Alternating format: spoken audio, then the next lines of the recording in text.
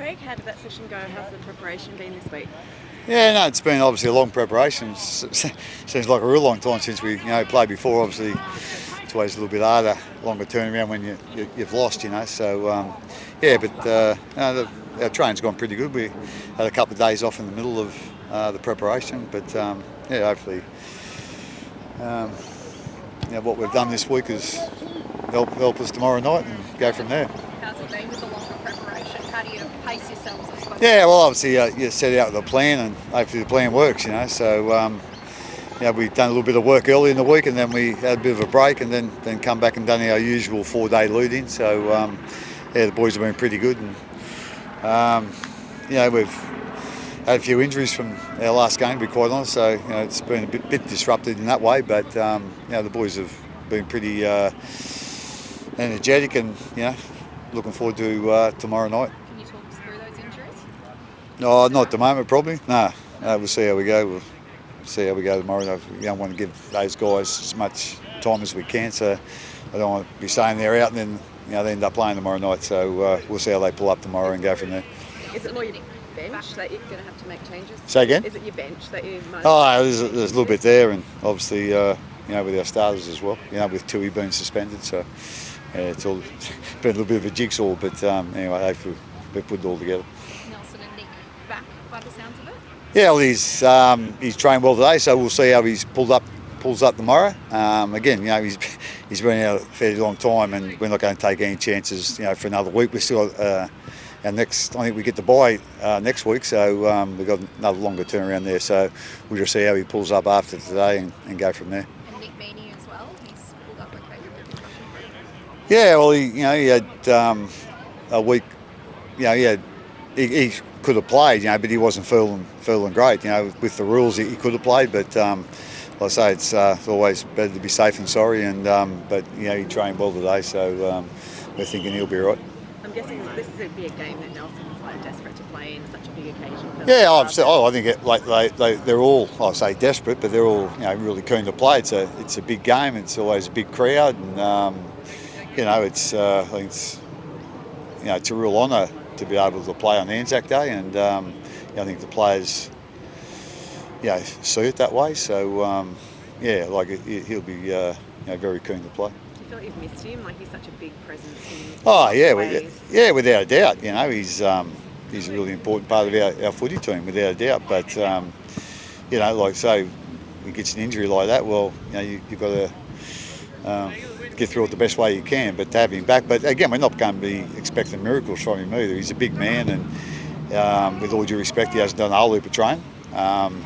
So hopefully, we know he's not going to play 80 minutes, or probably not even 60 minutes or 50 minutes. But we just hope he finds somewhere near his best in the time that he does play.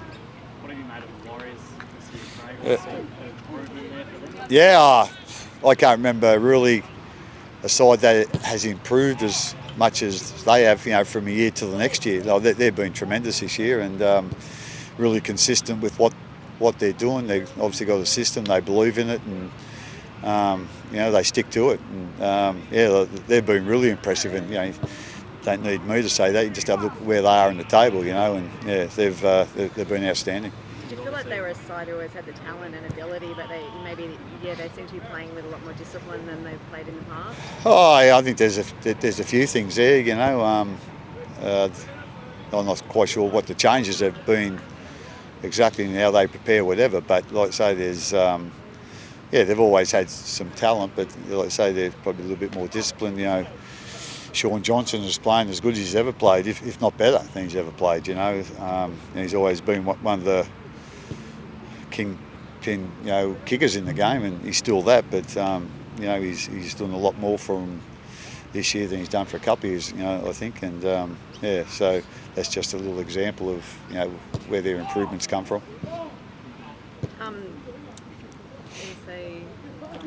Sorry. I know.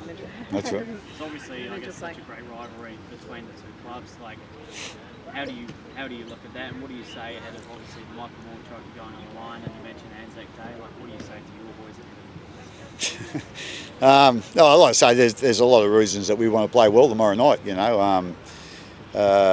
obviously for the reasons I said, it's obviously important to us as a club, to honour the Moore family tomorrow night, and still, mixed family has been, still wonderful supporters of the Storm, and so like I say, not only being ANZAC Day, but being, playing for the Mick Moore trophy, it's important to us. It's important to our club. It's important to his family. So it's important to us.